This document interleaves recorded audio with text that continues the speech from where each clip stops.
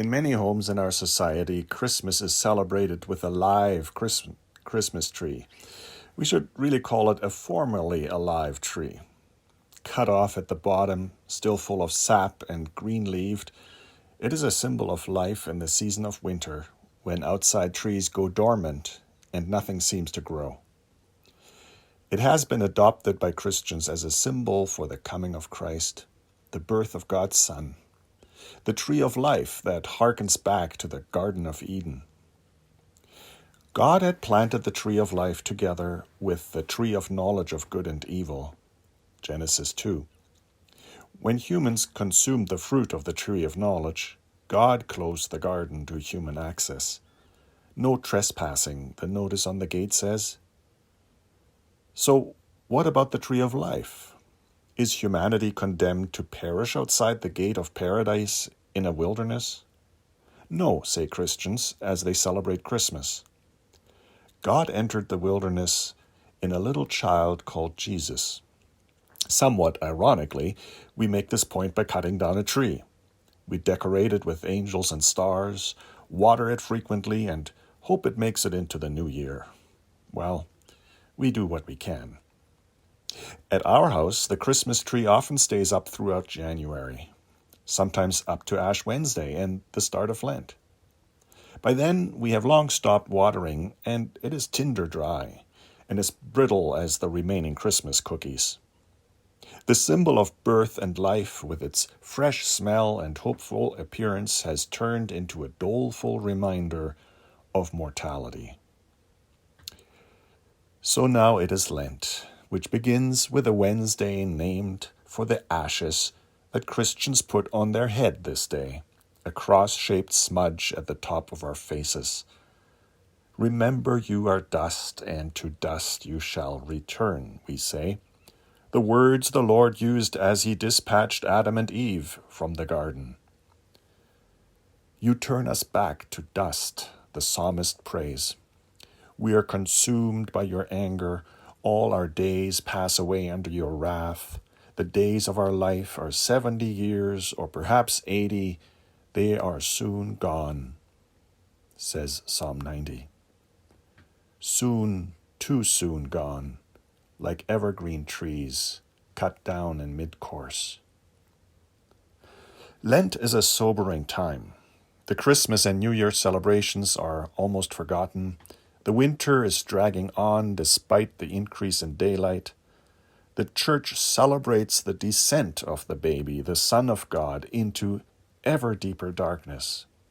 From tree to tree, so to speak, from the evergreen in our living rooms to the blood-stained tree of Mount Calvary, from cradle to cross, we move with Jesus through this forest of evergreen, ever red.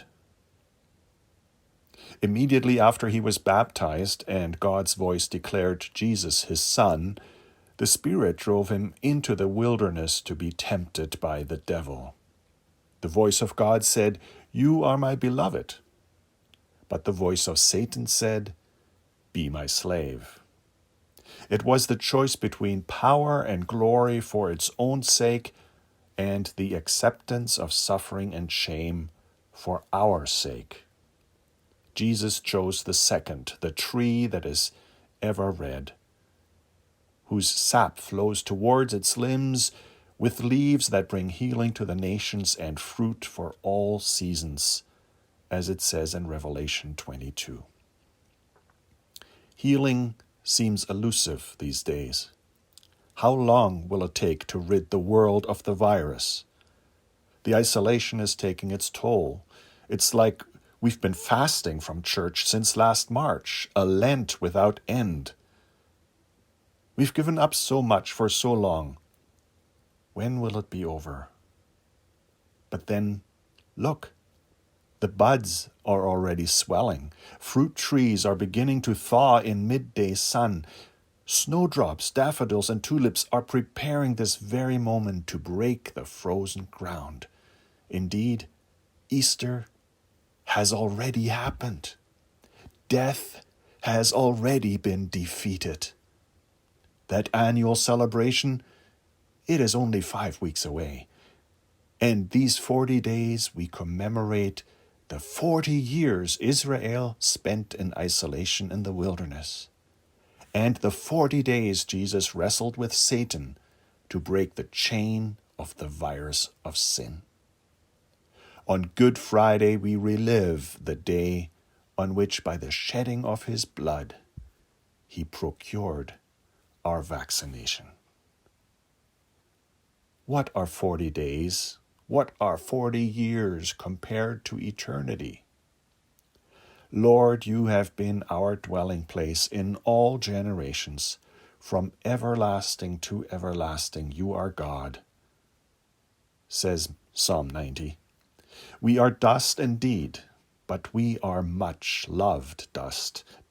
Dust which God scraped together, moistened, shaped, and breathed into, dust that must return to dust, dust which Christ inhaled with his dying breath and expelled clean and fresh, free and everlasting on Easter Day.